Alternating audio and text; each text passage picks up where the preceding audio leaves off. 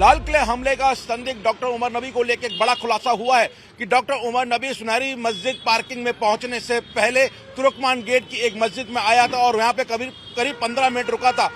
ये वो मस्जिद है जो फैज जलाई मस्जिद है तुर्कमान गेट की। इसी मस्जिद में बताया जा रहा है करीब 2:30 बजे वो 10 तारीख को पहुंचा था और यहाँ पर रुकने के बाद वो सीधा सुनहरी मस्जिद पार्किंग में पहुंचा है और वहां से वो फिर लाल किले के निकला है। मस्जिद की पार्किंग में वो करीब 3 घंटे रुका था, जो लाल किला परिसर के पास पार्किंग बनी हुई है, लेकिन उससे पहले 2:30 बजे के करीब वो इस मस्जिद में आया था।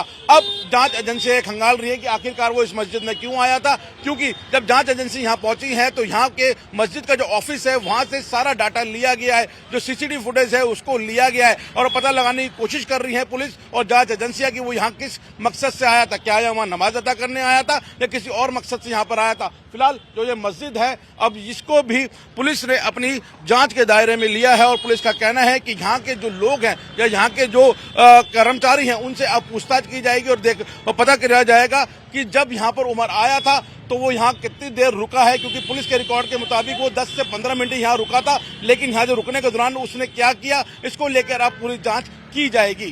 क्या नाम है आपका? मेरा मोहम्मद जाहिद नाम है।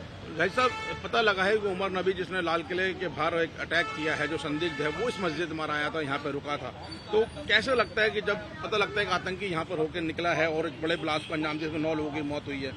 देखो, ये तो मस्जिद है, यहाँ पर कोई भी सफर में आता हुआ आदमी अगर नमाज का टाइम होता है तो वो नमाज के लिए रुकता है। नमाज है और टॉयलेट वगैरह है, ये सारे यूज करके, और इस पे पाबंदी भी नहीं है। कोई नमाज में कोई भी, यहाँ तक के कोई गरीब है, फकीर है, वो भी आके नमाज पढ़ेगा, और अगर उसकी हालत गंदी है तो उसको तो हम कहेंगे कि भाई पीछे जाओ, पीछे ज्यादा गंदा है, नहीं तो कोई भी आएगा नमाज में और खड़ा होगा। वो हम कोई जो 2:30 बजे का वक्त जो सामने आ रहा है उस वक्त यहाँ नमाज होती है? नहीं, 2 बजे तो नमाज होती है।